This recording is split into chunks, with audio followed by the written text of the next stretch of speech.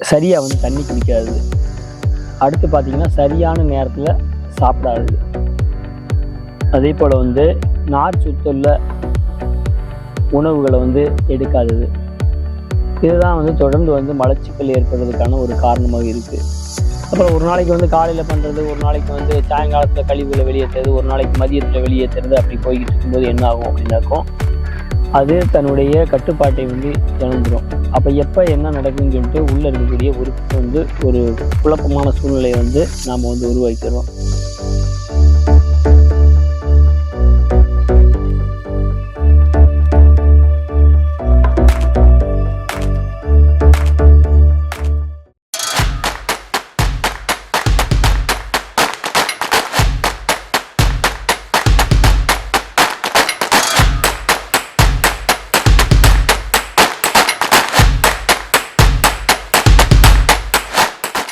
Bogar nature cure பார்த்துட்டு இருக்க உங்கள் அனைவருக்கும் வணக்கம். இன்று நாம் பார்க்கக்கூடிய மற்றும் ஒரு தலைப்பு என்ன அப்படின்னு பார்த்தீங்கன்னா மலச்சிக்கல். இந்த மலச்சிக்கல்னால வரக்கூடிய பல்வேறு வகையான பிரச்சனைகள், அதை எப்படி வந்து போகர் மூலிகை வைத்தியசாலையில் வந்து குணப்படுத்துகிறோம் அப்படிங்கிறத பற்றி அந்த பதிவில் வந்து நாம் காணவிருக்கிறோம். பார்த்தீங்க அப்படின்னாக்கும் மலச்சிக்கல் அப்படின்றது வந்து ஏறக்குறைய ஒரு 80% நபர்களுக்கு வந்து இருக்குது. இந்த மலச்சிக்கல் வருவதற்கான முதன்மையான காரணம் பார்த்தீங்க அப்படின்னாக்கும் சரியாக வந்து தண்ணி குடிக்காது. அடுத்து பார்த்தீங்கன்னா சரியான நேரத்தில் சாப்பிடாது. அதே போல் வந்து நார் சுத்துள்ள உணவுகளை வந்து எடுக்காதது. இதுதான் வந்து தொடர்ந்து வந்து மலச்சிக்கல் ஏற்படுறதுக்கான ஒரு காரணமாக இருக்குது. இன்றைக்கு வந்து நிறைய பேர்த்துக்கு வந்து வேலை பளுவின் காரணமாக வந்துட்டு தொடர்ந்து வந்து நேரத்துக்கு வந்து தண்ணி குடிக்காமல், நேரத்துக்கு வந்து கழிவுகளை வந்து நீக்காமல் பணிகளுக்கு போயிடுறாங்க. அப்புறம் இடப்பட்ட நேரத்தில் போய் கழிவுகளை வந்து வெளியேற்றுறாங்க. அப்படி தொடர்ந்து வெளியேற்றிக்கிட்டு வரும்போது ஒரு குறிப்பிட்ட நேரத்தில் வந்து தொடர்ந்து பண்ணிக்கிட்டு இருந்தால், இப்போ காலையில் 6 மணி to 6:30 வந்து கழிவுகளை வெளியேற்றுறோம் அப்படின்னா, அந்த 6 to 6:30 வந்து ஒரு தினசரியாக வச்சுக்கிட்டோம் அப்படின்னு சொன்னாக்கும் அந்த சிக்கல் வந்து வராமல் இருக்கும்.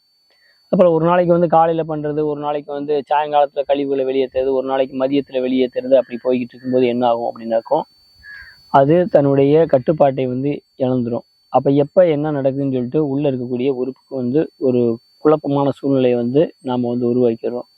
அதனால தொடர்ந்து வந்து மலச்சிக்கல் அப்படின்றது உண்டாயிருது. அது வந்து அது வந்து மலச்சிக்கல் உண்டாகும்போது நாங்கள் வந்து ரத்தத்தில் அது வந்து கலந்துருது. அந்த கழிவுகள் வந்து ரத்தத்தில் கலக்க ஆரம்பிக்குது. அது மூலயமா கிருமிகள் வருது. அது வந்து தோல் நோய்களை வந்து உண்டாக்குது. இந்த மாதிரி பல்வேறு விதமான பிரச்சனைகளை வந்து உண்டாக்குது. இப்போ உடம்புல வரக்கூடிய வலிகள், நிறைய பேர்த்துக்கு வந்து உடம்புல வந்து வலி உண்டாகுது. அதே போல் வந்துட்டு மூட்டுகளில் வந்து வலி உண்டாகுது. இந்த மாதிரியான வலிகள் உண்டாகுவதற்கும் இந்த மலச்சிக்கலுக்கும் வந்து கட்டாயமாக வந்து தொடர்பு இருக்குது. அப்போ வந்து தொடர்ந்து வந்து நாம் அந்த மலச்சிக்கல் இல்லாமல் இருக்கணும் அப்படின்னாக்கும் காலையில் எழுந்திரிச்சோடனே முதல்ல வந்து சிறியவங்களாக இருந்தாக்க 200 மில்லி வரைக்கும் தண்ணி. இப்போ ஒரு 15 வயசுக்கு மேலே அப்படின்னாக்கும் ஒரு 1/2 லிட்டரில் தண்ணி. 20 அதை தாண்டி போகிற எல்லாருமே வந்து 1/2 லிட்டர்லேருந்து 1 லிட்டர் தண்ணி வந்து காலையில் குடிச்சிடணும். குடிச்சிட்டாக்கும் வந்து நம்முடைய வயிற்றில் உள்ள கழிவுகளை வந்து ஈஸியாக வந்து வெளியேற்றிடலாம் காலையிலே. இப்போ அதையும் தாண்டி வந்து தொடர்ந்து நீங்கள் பயன்படுத்தி வர்றீங்க, அதுக்கான தீர்வு இல்லை அப்படின்னா நம்முடைய போகர் மூலிகை வைத்தியசாலையில் வந்து அதுக்காக வந்து ஒரு நாள்லேருந்து ஒரு 4 நாள் வரைக்கும் அதுக்காக வந்து மருத்துவம் தர்றோம். அந்த மருத்துவத்தை தாண்டி 1 மாதத்துக்கான மருந்தை தர்றோம். அப்படி வரும்போது அந்த தினசரி போகக்கூடிய அந்த